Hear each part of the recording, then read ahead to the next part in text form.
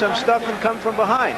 And if he's worthy of that title, then he will come from behind. Chavez fairly sprints out of his corner to begin round 5. And Richard Steele says, hold on just a second. They forgot his mouthpiece. Yeah, he'll need that.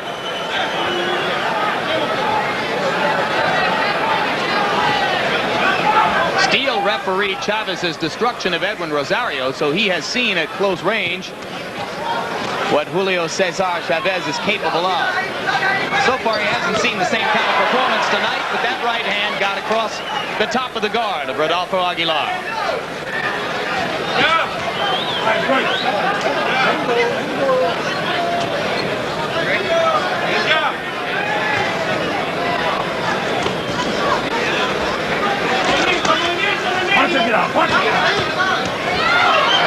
Aguilar landing the jab 2 or 3 times.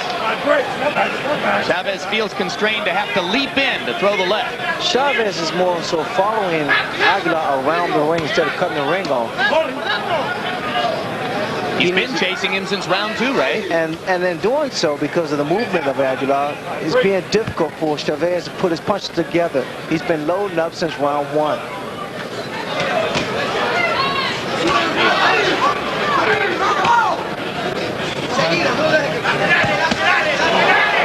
Good left hook by Chavez.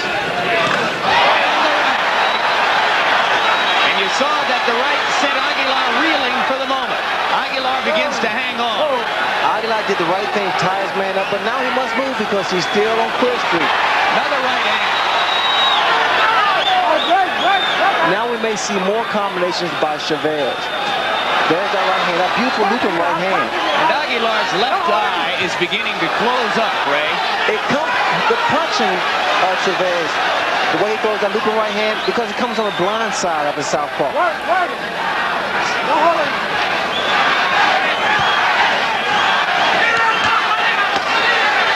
Aguilar won't step back. Continues to land punches, even amid his temporary distress.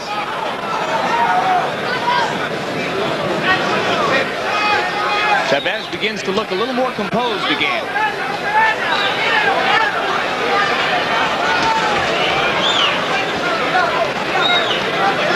But we near the end of round 5, and as Larry Merchant pointed out, it was even money here as to whether this bout would make it through 6 rounds.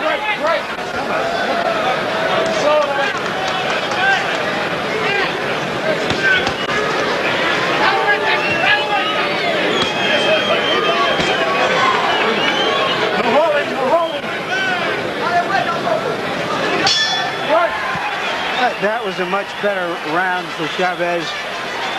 If he had, maybe he had the habit of laying back after knocking him down in the first round, he might have relaxed a little. I think he's back into it now. Are you tired? I'm asking you if you're tired. Respirando fuerte, vamos. A deep breath. Breathe deeply. Okay. Get the air out. Get the air out. Te pones a distancia, estira el jab, por lo menos. At distance, always throw your jab. Let's watch as Chavez goes to work. Comes in close, the left.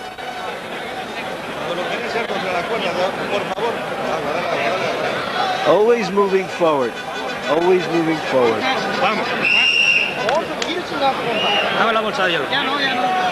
So, Mr. Aguilar is proving that General Noriega isn't the only lightweight in Panama right now. We asked Rodolfo Aguilar if he were acquainted with General Noriega, and he insisted only de periódico, solamente de newspapers. Round 6 begins, and Chavez continues to stalk at close range.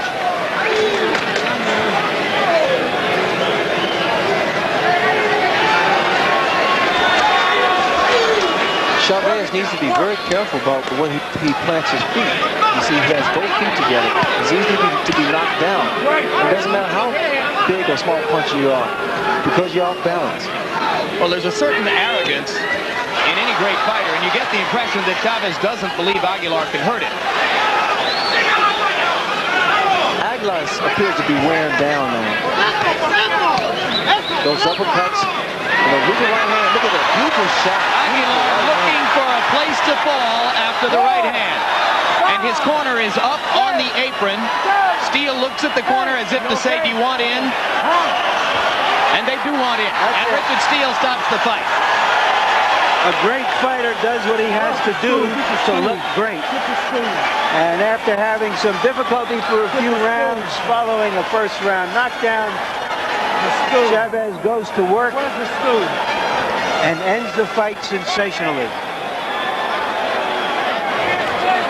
1 minute, 13 seconds of the 6th round. Thank you.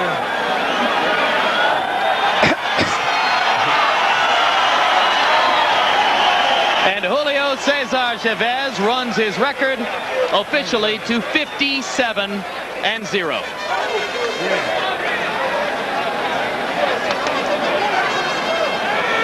So it was a fight in which there were more than a few moments of frustration for Julio César Chávez, and if he proved anything tonight, Ray, it is that he can overcome temporary frustration and go on to knock his opponent out. Well, it was indeed frustration, and the right hand pretty much started everything. Aguilar fought a pretty good fight, but what wore Aguilar down was the inside fighting and the looping right hands. That right hand there proved to be effective against southpaws. Aguilar at this point here is out of it. He wanted a place to fall down after Chavez landed the right hand to the temple, one of the vulnerable areas which can sometimes create a knockout. As you see this right hand land, you'll see right next to the eye on the temple, and Aguilar said, that'll do.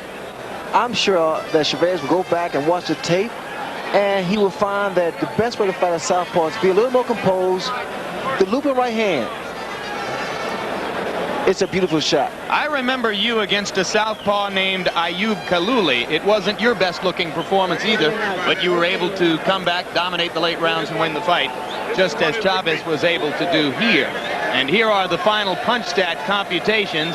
Chavez throwing 273 punches, landing 143 of them. You see that Aguilar was the much busier fighter, though without landing nearly as many blows. And right now, let's go up to ring announcer Chuck Hull for the official decision. Ladies and gentlemen, the time, 1 minute, 13 seconds of the 6th round.